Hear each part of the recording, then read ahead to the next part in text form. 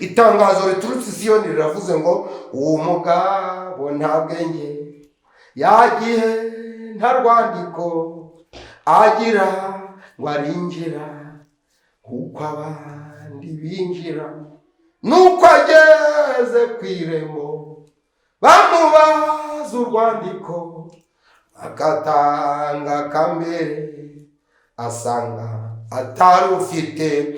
Kugera muri Yesu ikintu cya mbere aguha ni urwandiko.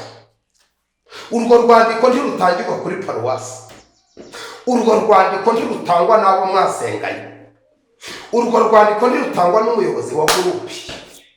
Urwo rwandiko rufata abageze muri Yesu mwifotorezanye karijana ariko ntabwo warusha ko Pilato yari ari kumwe nawe. Iyo foto irahari, ifoto Yesu ari kumwe na ba Pilato irahari, ariko ba Pilato nta bwami bw'Imana kuko bacuye ifoto ntibaje muri Yesu.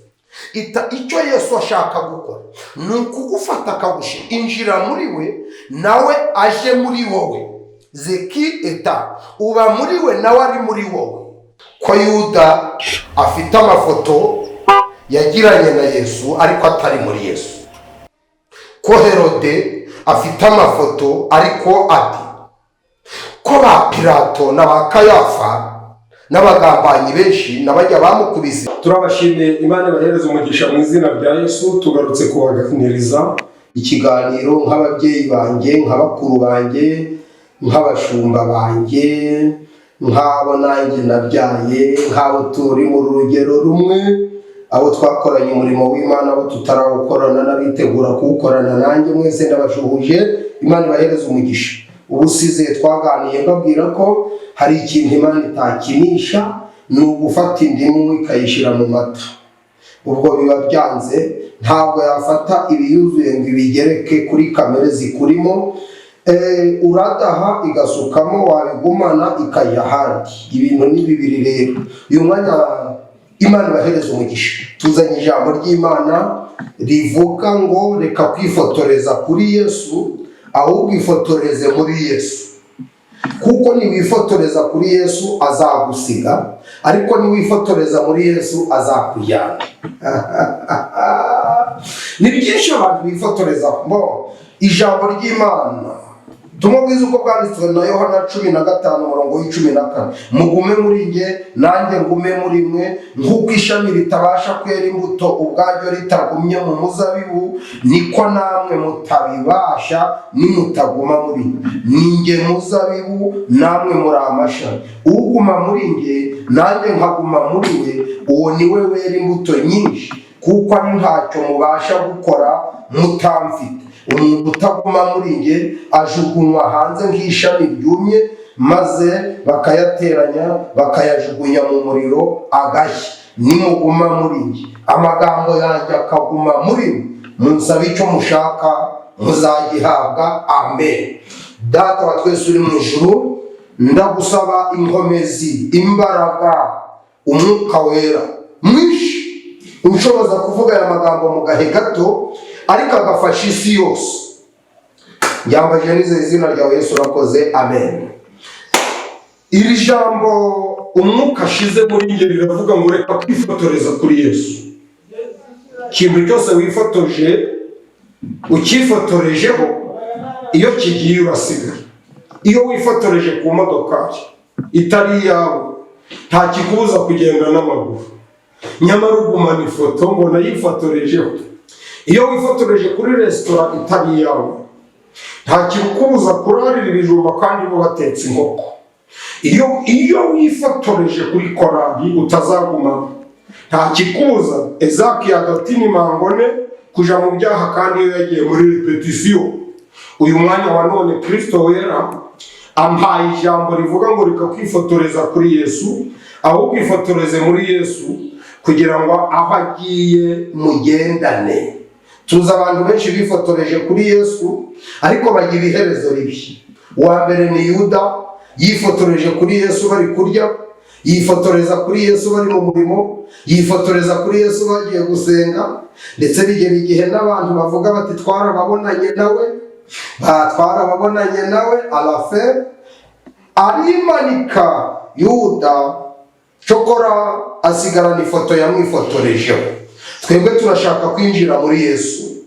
Va hanze ya Yesu uje muri Yesu ndani.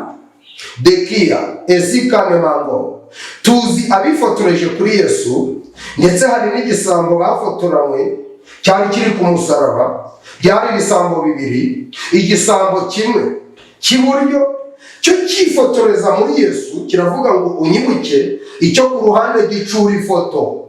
Hari abaririmbyi bagiye gucura amafoto, hari abahanuzi bagiye gucura amafoto, hari abigisha bagiye gucura amafoto gusa, ngo twakubonanye na Yesu, twakubonye mu giterane, twakubonye mu misa, twakubonye uhanga, twakubonye uriye indege, twakubonye muri korali, twakubonye uri visi perezida, twakubonye uri kidikoni, twakubonye uri diyakoni, bacura ifoto kuko batifotoreje muri Yesu. Itangazo riturutse i Siyoni riravuze ngo uwo mugabo nta bwenge yagiye, nta rwandiko agira ngo arinjira kuko abandi binjira. Nuko ageze ku irembo bamubaza urwandiko, agatanga kambere asanga atarufite. Kugera muri Yesu ikintu cya mbere aho ni urwandiko. Urwo rwandiko ntirutangirwa kuri paruwasi, urwo rwandiko ntirutangwa n'abo mwasenganye, urwo rwandiko ntirutangwa n'umuyobozi wa gurupe. Urwo rwandiko rufata abageze muri Yesu, mwifotorezanye karijana ariko ntabwo warusha ko Pilato yari ari kumwe nawe. Iyo foto irahari, ifoto Yesu ari kumwe na ba Pilato irahari, ariko ba Pilato nta bwami bw'Imana kuko bacuye ifoto ntibaja muri Yesu. Icyo Yesu ashaka gukora ni ukugufata akagusha injira muri we, nawe aje muri wowe. Zeki eta uba muri we, nawe ari muri wowe. Ibyo bivuze iki? Iyo umufite muri wowe arwanya ibikurwanya. Iyo winjiye muri we nawe zika ibiguhiga niwe bibona. Uyu mwanya wa none Kristo wera wo mu ijuru akubujije gucura ifoto. Wahagaze ku ruhimbi ngo urahanura ngo yazabona imodoka arayibona. Ibyo nibyo. Ariko niba utari muri Yesu uzacura ifoto. Ijambo ry'Imana riravuga ngo benshi kuri uwo munsi bazavuga ngo twahanuraga mu izina ryawe. Avuga ngo sinigeze kubamenya. Abona abacuye iki? Ifoto. Byakumarira iki? Gutambira Imana ugacura ifoto, ugatura Imana ugacura ifoto, ugasengana na Yesu ugacura ifoto, mukajyana kuroba ugacura ifoto, mukambukana inyanja ugacura ifoto, mukambukana Yorodani ugacura ifoto. Ndababaye cyane. Ubu butumwa burareba abakozi b'Imana batarinjira muri Yesu, bari gukorera hanze ya Yesu. Jambo riravuga ngo hanze hazabimbwa n'abarozi n'abakunda kubesha kandi bakabikora. Ibyo bivuze iki? Muri Yesu harimo amahoro. Iyo umuntu ari muri Yesu sekinima n'ikibi aguyemo aracyanga urunuka, yanga ibyaha kandi arwanya ibyaha. Mu ijuru haturutse y'ubutumwa buvuga ngo mwirinde kwifotoreza kuri Yesu, ahubwo mwifotoreze muri Yesu kandi mugumemo.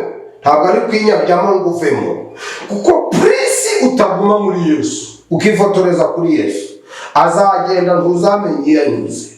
Ariko nibifotoreza muri Yesu naho azaja azakugendana, n'impanda nivuga azakujyana mu bwami.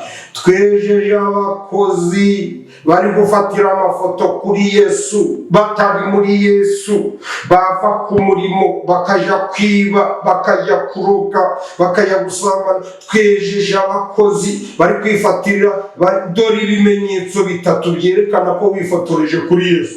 Icyambere, ukorera Imana imyuka mibi igakorera muri wowe, bigaragara ko yabuze aho arambika umusaya. Icya kabiri, Zekina, ukorera Imana aho bakureba, ariko aho batakureba ugakorera Satani.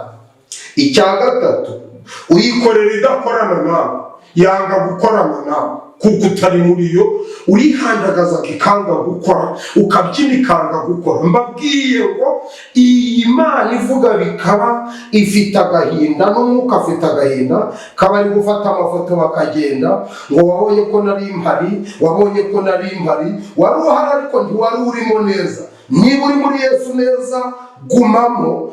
Mu izina rya Yesu Kristo umwami wacu nshaka kubasengera. Yemwe abasambanyi n'abasambanyikazi, reka kuvuga Yesu udahagazemo. Arashaka kumuvuga ariko ukamwinjiramo. Indirimbo ziririmba ariko winjire muri Yesu. Ririmbira muri Yesu. Umuririmbyi aravuga ngo muri Yesu tubayeho kandi tuzabaho. Muri Yesu tubayeho. Irifuza ko uyivuga uyirimo nayo ikurimo. Ntabwo Yesu ayobewe ko yabuze aho arambika umusaya. Wamusingiza, wamuhanura, wamuririmba, ariko Yesu azi ko yabuze aho arambika umusaya muri wowe. Abarebera inyuma, icyo cyigisho naragitambukije si cyo ngarutseho. Urebeye inyuma ukareba ifoto, uri umukozi. Urebeye inyuma ukareba ifoto, waba umuririmbyi. Urebeye inyuma ukareba ifoto, waba umucamanza utabera. Ariko mundana aho Yesu aryama, haryamye ibindi. Yesu azi ko hari ibindi bikuryamyemo. Ariko cyigisho twavuze ubusize ngo ntabwo yafata ibye ngo abigereke ku bikuryamyemo. Arashaka kuryama muri wowe. Ngiye gusenga Imana, utegura aho Yesu arambika umusaya. Mbere y'uko usaba ibindi byose, shaka aho Yesu arambika umusaya. Icyo bikundira, iyo Yesu ari muri wowe, akorera imirimo muri wowe, avugira imirimo muri wowe, akorera ibitangaza muri wowe. Iyo Yesu ari muri wowe, ashira amavuta muri wowe. Iyo Yesu ari muri wowe, wumva ijwi ry'Imana. Iyo Yesu ari muri wowe, akumenyesha amakuru. Iyo Yesu ari muri wowe, akubita ibije kugukubita. Iyo Yesu ari muri wowe, agwanya ibije kukurwanya. Iyo Yesu ari muri wowe, akandagira ibije kugukandagira. Iyo Yesu ari muri wowe, avuma ibije kukuvuma. Iyo Yesu ari muri wowe, ingingo zawe zose ziba zimwuzuye. Iyo Yesu ari muri wowe, ujya ikintu cyica ntikigira icyo kigutwara. Iyo Yesu ari muri wowe, urambika ibiganza ku barwayi bagakira. Iyo Yesu ari muri wowe, werekwa ibyo abandi batabonye. Iyo Yesu ari muri wowe, uvuga indimi nshya. Iyo Yesu ari muri wowe, wumvishwa abandi batumvishe. Iyo Yesu ari muri wowe, uba ufite ubushobozi. Ngiye kugusengera ajye muri wowe. Data wa twese uri mu ijuru, uratwiyamye ngo ntukeneye abifotozanya nawe, ahubwo ukeneye abifotoreza muri wowe ndani. Niyo mpamvu ntabarije abakozi benshi cyane barimo bagukorera ariko batari muri wowe, ngo ayo mafoto uyashwanyurishe gushyiraho amafoto atuma bagukorera bari muri wowe, nawe uri muri bo. Njyambaje n'ize izina ryawe Yesu urakoze. Amen. Imana ibahereze umugisha mu izina rya Yesu. Nagira ngo imirimo mukora itazapfa ubusa. Niyo mpamvu mbaganije ngo mube muri Yesu. Imirimo yose yakozwe batari muri Yesu ntabwo izabarwa, ariko imirimo yakozwe uri muri Yesu izabarwa. Mvuze make urumva byinshi. Ndakwibutsa address, kwibutsa no kwibuka gukanda aho hepfo kugira ngo tugire uko tumera, nuko wamamaza ubutumwa bwiza udufashije.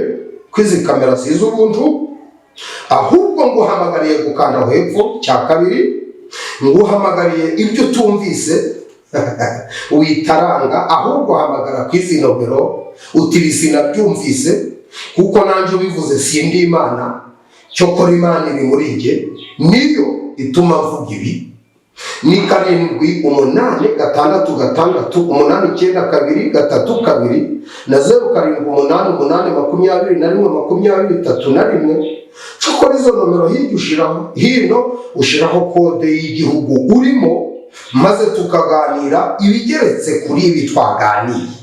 Mbifurije kutifotoreza kuri Yesu, ahubwo mbifurije kwifotoreza muri Yesu, mukabona imigisha iri muri Yesu. Imana ibahereze umugisha mu izina rya Yesu. Amen.